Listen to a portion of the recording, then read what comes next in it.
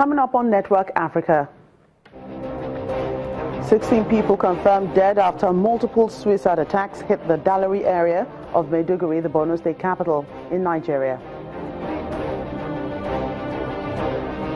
The United Nations says over 65 million people have now been displaced globally due to war and persecution.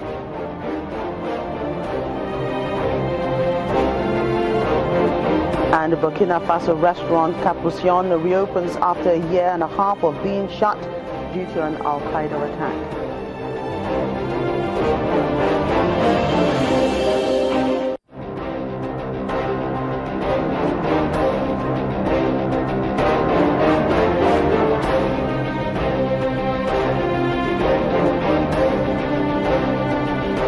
Thank you for joining us on Network Africa. I'm Joker Rogers. We start up with the summary of stories that made headlines over the weekend. Rescued from the Kangaba resort outside Mali's capital Bamako after assailants shot at them earlier in the day, killing at least 2 people and wounding more than 10. The hospital said 33 were wounded. One of the guests, a Kenyan who had come to the resort several times, said he hid under the bed when he heard the shooting and was evacuated by the security forces. One witness interview on ORTM said he saw 3 assailants. The Minister of Security said one of them was shot dead, whilst another, who was wounded, ran away, leaving a submachine gun behind. Malian security forces, United Nations peacekeeping mission vehicles and French military armoured vehicles were surrounding the resort, while a helicopter was circling overhead. Elsewhere, hundreds of migrants were plucked off boats off the coast of Libya on Sunday, adding to a lengthening list of rescue operations in recent days. According to a statement released by the Italian Coast Guard, around 730 migrants had been rescued from 3 rubber boats and 4 wooden vessels on Sunday afternoon. The migrants were rescued by Italian Coast Guard vessels, humanitarian rescue ships Vos Hostia and Ivuenta, operated by the NGO Save the Children, and Jugendretit, and a towboat. Save the Children Search and Rescue Zone team leader Gillian Moyes aboard the Vos Hostia said rescuers had noticed an increase in the number of migrants attempting the sea crossing between Libya and Italy in the past weeks. Smugglers packed the migrants onto ill-equipped boats that usually get picked up by European rescue vessels once they reach international waters. However, some sink or become stranded when smugglers remove the engines for reuse, and some get turned back by the Libyan Coast Guard. And in Egypt, a Cairo criminal court on Saturday recommended the death penalty for 30 people convicted of involvement in the 2015 assassination of Egypt's top prosecutor, the most senior state official killed by militants in recent years. The court set a verdict session for July the 22nd after referring its recommendation to the country's top religious authority, the Grand Mufti, for a non-binding legally required opinion. Public prosecutor Hisham Barakat was killed in a car bomb attack on his convoy in Cairo, an operation for which Egypt blamed the Muslim Brotherhood and Gaza-based Hamas militants, though both groups have denied it. Barakat was the highest-ranking state official to die in a militant attack since President Abdel Fattah al-Sisi, a former military chief, ousted President Mohamed Morsi, a Brotherhood leader, in 2013 after mass protests against his rule.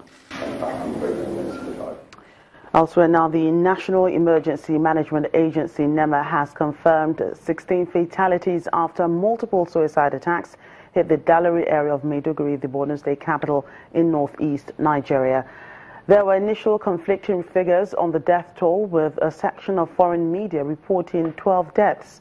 Eyewitnesses say the explosion occurred at about 8:10 p.m. on Sunday, when 2 female terrorists detonated explosives strapped to their bodies.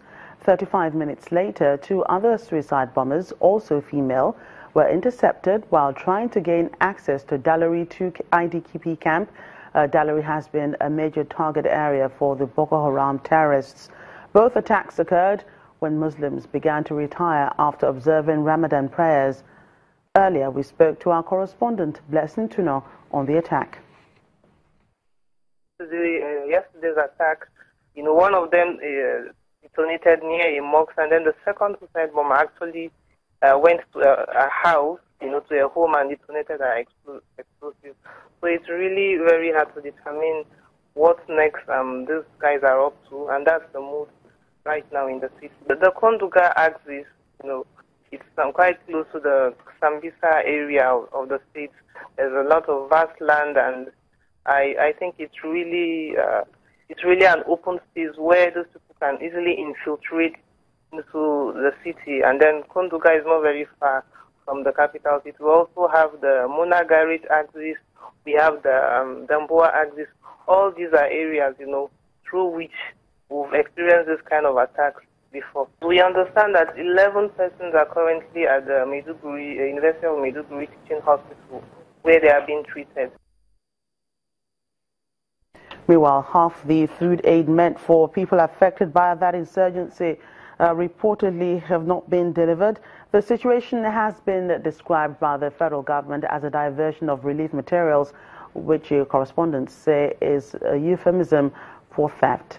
A statement from the acting president's office added that security is being beefed up to protect the rest of the deliveries. The Boko Haram violence has left some 8.5 million Nigerians in the northeast in need of life-saving aid. Well, staying in the northeast, the Nigerian Army has provided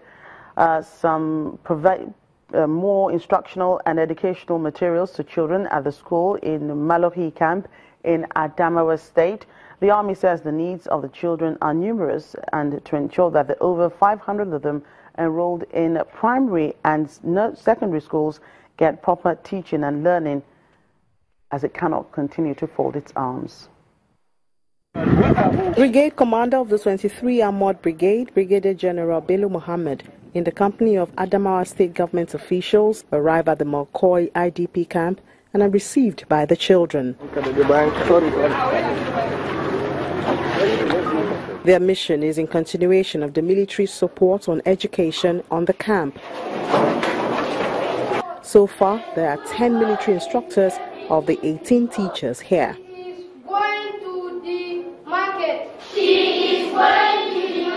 To strengthen this bond, the Army now donates education items and wares.